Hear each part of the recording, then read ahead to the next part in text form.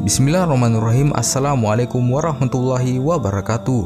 Ketika terjadi bencana alam, paling tidak ada 3 analisa yang sering diajukan untuk mencari penyebab terjadinya bencana tersebut. Pertama, azab Allah karena banyak dosa yang dilakukan. Kedua, sebagai ujian dari Allah. Yang ketiga, gejala alam atau hukum alam yang biasa terjadi.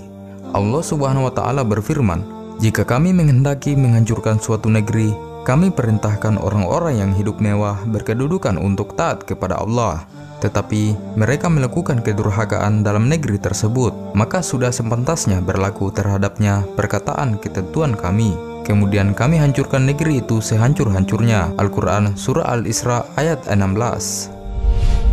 Apabila dikaitkan dengan ujian, bisa jadi sebagai ujian kepada wilayah yang terkena bencana tersebut, khususnya kaum muslimin agar semakin kuat dan teguh keimanannya. Sebagaimana firman Allah Subhanahu wa Ta'ala, "Apakah manusia itu mengira bahwa mereka akan dibiarkan begitu saja mengatakan, 'Kami telah beriman,' sedang mereka tidak diuji lagi?"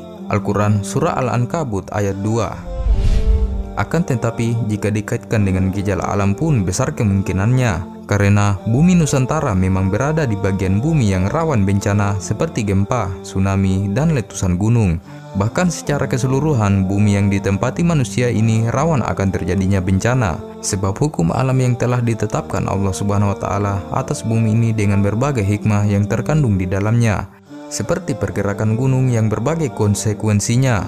Allah Subhanahu wa Ta'ala berfirman, "Dan kamu lihat gunung-gunung itu, kamu sangka dia tetap di tempatnya, padahal gunung-gunung itu bergerak sebagaimana awan bergerak. Begitulah perbuatan Allah yang membuat dengan kokoh segala sesuatu. Sesungguhnya Allah Maha mengetahui apa yang kamu kerjakan." Al-Quran Surah Al-Naml ayat 88. Di samping harus tetap bersikap optimis dan berupaya mengenali hukum-hukum Allah yang telah ditetapkan atas alam ini, dan terus melakukan introspeksi terhadap keseriusan kita dalam menaati perintah-perintah Allah Subhanahu wa Ta'ala dan menghitung dosa kita kepadanya. Dari Abu Hurairah radhiyallahu anhu berkata, Rasulullah Shallallahu alaihi wasallam bersabda, "Jika amanat disia-siakan, maka tunggulah saatnya kehancuran." Abu Hurairah bertanya, "Bagaimana amanat itu disia-siakan, wahai Rasulullah?" Beliau menjawab, "Jika suatu urusan diserahkan pada orang yang bukan ahlinya atau tidak memenuhi syarat." Hadis riwayat Bukhari.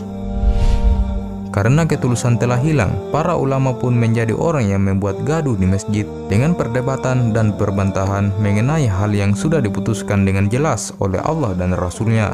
Pada akhirnya, bukan hanya perintah Allah dan Rasul-Nya yang tidak diperhatikan dan disia-siakan, akan tetapi para sahabat Rasul dan generasi mereka sesudahnya. Atau ulama dari kalangan tabi'in dan tabi-tabi'in sebagai generasi terbaik umat Nabi Muhammad SAW, menjadi bahan olok-olok dan ejekan dalam perbincangan mereka dengan merendahkan dan mencampakkan kezuhudan dan hasil ijtihad mereka yang cemerlang. Pengusaha dan ulama atau cendekiawan sudah tidak menjalankan fungsi yang semestinya, maka kebangkrutan moral yang lain seperti durhaka pada orang tua, suami yang manut pada hawa nafsu istrinya, membawa narkoba dan kesenangan pada hiburan yang memancing keliaran syahwat menjadi pemandangan yang biasa. Pada saat itu, kemarahan Allah dipastikan tidak bias dihalang-halangi untuk menghancurkan bangsa yang durhaka.